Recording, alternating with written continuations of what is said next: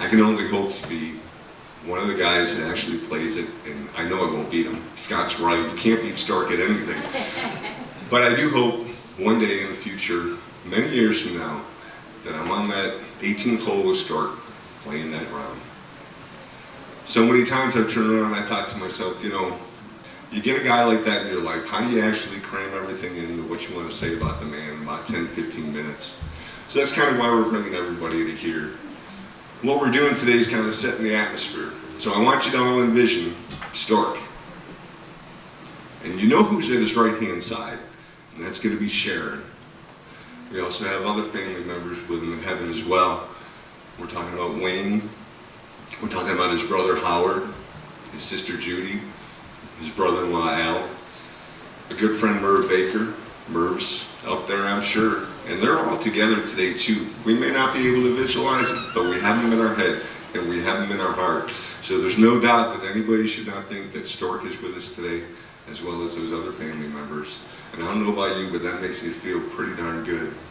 I feel that in my heart. I hope that you guys do too. So we're going to get the ball rolling here a little bit. We've got some cards for people that want to come up and mention a few words, which we greatly appreciated.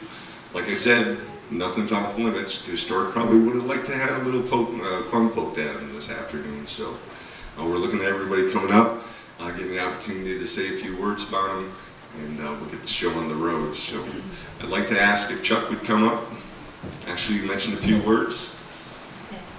I saw Chuck a few years ago, and he sure is not shrinking with age, that's for sure. I thought to myself, well, Stork being a big guy himself, of course when I go over to Sandy's house to meet Sandy and Stork for the first time, I have to admit there was a little bit of nervousness involved in that.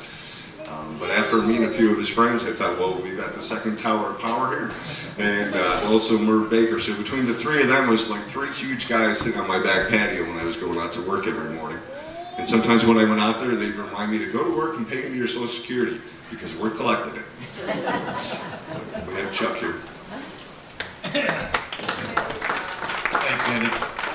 I have to apologize first to anybody who may have been to Stork's retirement back in 1994, because I told the same story then. I'm going to tell it again.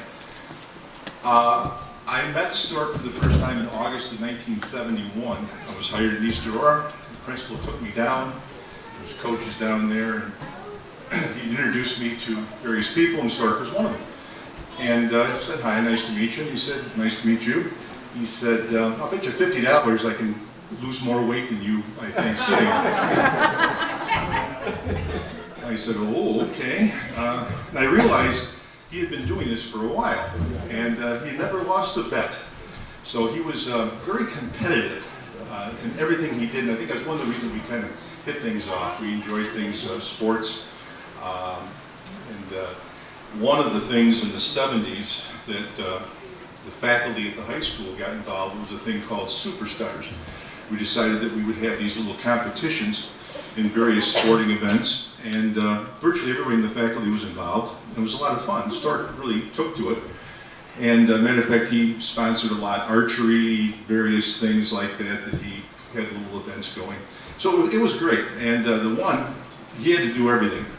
One was a fishing contest. Guy arranged for us all to go up to a pond, and for 2 hours we were going to fish, and there'd be points awarded, number of fish caught. But to make it a little more interesting, we decided that you had to drink a beer every 30 minutes.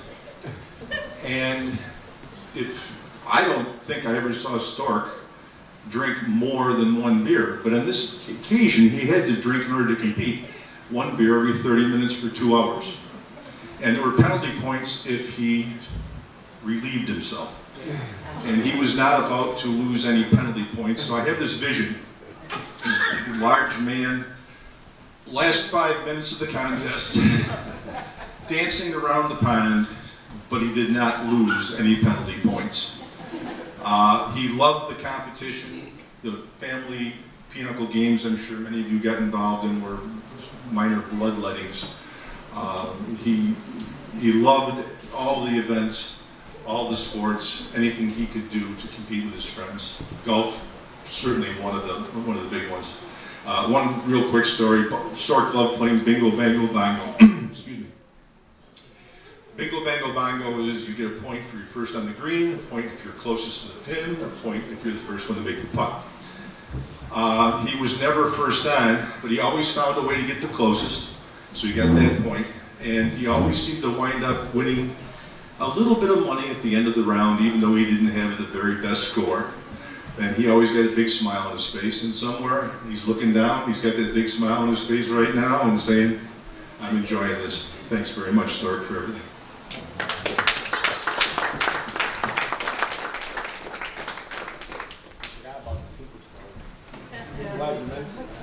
You know, what Chuck said is absolutely true. Storks love Bingo Bango Bongo. And it's almost like me playing ping pong with Ray Charles. He would beat me every single time. Every time he would suggest to go out there and play some kind of competitive game, it was always, what do you want to bet? Well, the standard milkshake. I owe the poor guy about 60 milkshakes to date, but I keep thinking to myself every time I go through and pick one up for myself that I'm splitting it with him. So I have to do that more often, I guess. So we actually had cards on the front here. We've had a few people that have mentioned that they'd like to come up and say a few words. So we're going to ask Mark Boakland if he could come up. One of the questions on the card was how you're related to Stork. And this is Stork's grandson. Stork was his grandfather. And the third question on the card was, in one word, use one word to explain what Stork meant to you. And I think this was really interesting because Mark actually wrote down on his card, role model. And role model is absolutely what Stork was.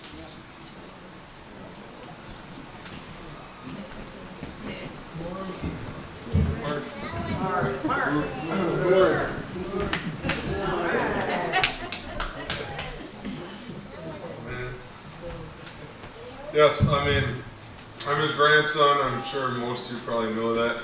But, you know, I just remember growing up as a kid, still growing up as a kid, that you guys would always come up every summer. We spent a lot of time at the property, and he was always teaching us how to golf, teaching us wrestling moves, and we started wrestling ourselves. And like someone was saying before, it's always all the friendly competitions we always had, and I couldn't even beat him in anything. He's always beating me. I mean, whether it was just bocce ball, obviously golf, he always beat me at that. I'm not good at golf. But we did have some fun times when he took us golfing, trying to outdrive him so we could drive the golf cart. So he always said, if you can outdrive me, you can drive the golf cart. And I think it happened once, and I don't think he enjoyed the ride. It was so fun. But you know, I remember too as a kid, I used to say, I'm gonna get taller than you. I wanted to be the tallest one, you know, but not quite. He was always taller than me by probably 4 inches. But you know, everything I've done growing up is I've always looked up to him and my parents and family, and I've always wanted to, you know, make them all proud. So it's like he always really helped push me, and all the things he taught me is just, it was really amazing. And yeah, I'm gonna miss him, but we had a lot of good times down there at the property and visiting him, and yeah, thank you.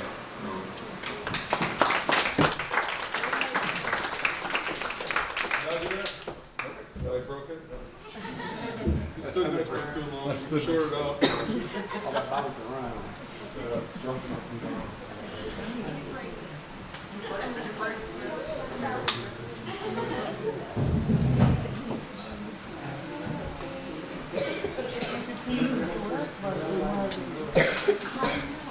Okay, as you can see on the screen here, we've got a little Know Your Stork trivia. So do we have anybody in the audience that wants to volunteer? Don't worry, you can phone a friend, you can ask a friend in the crowd. So I need one volunteer from the crowd to come up and play Know Your Stork. Who's it going to be? Are you going to realize you standing there? No? Do I have a volunteer? Don't worry, the questions are easy. All right, here we go. Mark's coming back up. Oh, I should add there is a little gift if you get one out of the 3 questions right. I'm going to get it. Okay, so there you go. Where am I standing? Where do you want me? Stand right here.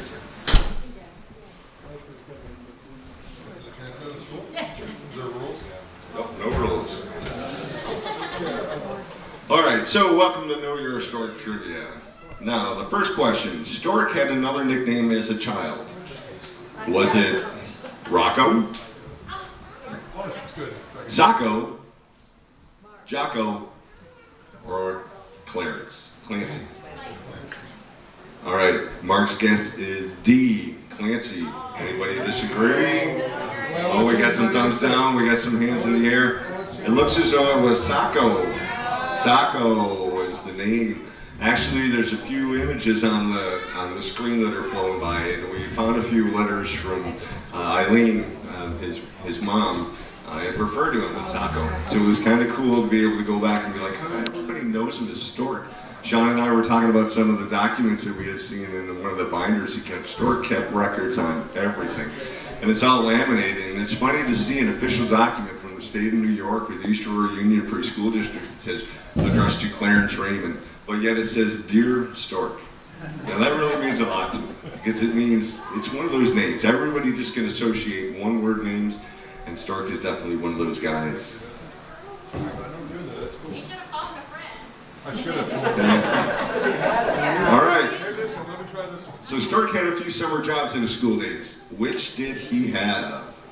A, baling hay. B, dairy farming at the fair. C, shoeing horses. Or D, a filling station attendant. And for those that are young enough, a filling station attendant used to come out and pump your gas. All right, Mark, what do you think? Did he bail hay? Knowing Stork, he probably did all of the above. But he's gonna, so Mark's going with A. A and B, right? He's gonna go with A. A. And the answer is dairy farming at the fair. That's quite all right, because Stork's told me this story on a few occasions, and I just wanted to share about it because his boss must have known what he was capable of. Stork told us that during one of his summer jobs, he was actually in charge of cutting the cheese. And I thought to myself, how appropriate. His boss should have known he had a highly qualified individual there to do that cheese cutting back in the day. All right, our last question. When Sandy and Stork were first dating, their favorite spot to visit was A, Inspiration Point. B, Holdout Hill. C, Monkey Run. Or D, Finding Your Way Fields. Monkey Run. I hear some folks saying Monkey Run from the audience. I'm thinking Monkey Run just because my brain was speaking. So, Excellent. Okay, well, the guess is Monkey Run, and the answer is Monkey Run. There you go. Good job. All right, well, that's our edition of Know Your Stork Trivia. I do want to give Mark here something for participating. Backhand upside the head. yeah, help. We'll let you. I don't know if he will. I was gonna say it's gonna hurt. Oh, he's gonna get a pig. His own personal 8x10-ounce Stork. Now, the funny thing about this picture is if you look at the smile, you've seen this smile before. This was definitely a Stork smile. So, Mark, thanks for playing.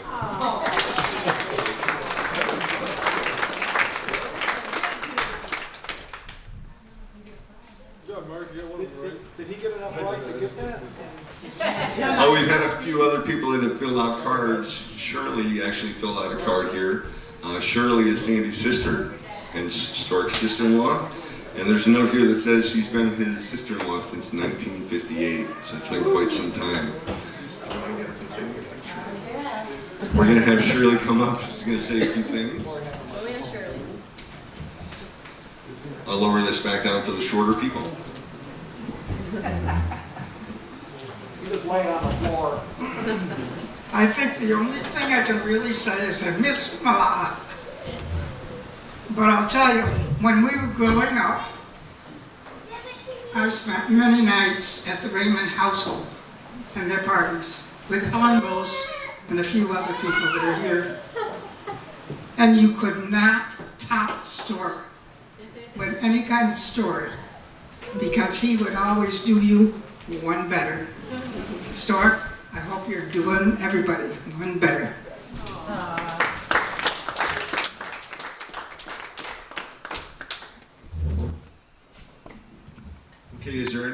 that didn't fill out a card that wants to come up and say a few words, now would be a perfect time, considering we're having some technical difficulties. So if there's anybody that wants to come up and say anything, that'd be great. Mr. Rosansky. Mr. Rosansky is an old coach from the years back, also is an assistant coach with the wrestling, so we know that Lou's got a few good stories about Stork in his days of teaching. I started the wrestling program in 1962. At that year, we had a sectional basketball team, 100 winning streak on the swimming team, so it was kind of hard to start a team at that time. But anyway, I kept on begging administration to give me somebody to help me, somebody with a background. Every year I begged. Finally, after 5 years, I quit coaching because I knew that was the only thing that would make them go out and find somebody. Well, after about 2 or 3 years, they did. They found Stork, and I was so happy. Oh, God. Nice to know a guy has experience and knows what to do, what to teach, how to teach it. So I was just waiting for the assistant wrestling coaching job to open up. As soon as it did, I became the assistant coach. And Stork and I worked for about 10 or 15 years on and off, and I really enjoyed it. He was a great guy to work with. He loved the kids loved him. And when he left in the 90s, I really felt a great loss because he was a good friend. Do anything for you. We had some fine times. We loved it when Sandy was the maitre d' at the Old Orchard. After a match, we'd go down there and no one else was around. And there were several bottles that were almost empty. And they were just taking up space, so Stork and I would help clear the space out. But it was great. It's fun. And I really do miss the guy. He's a great guy.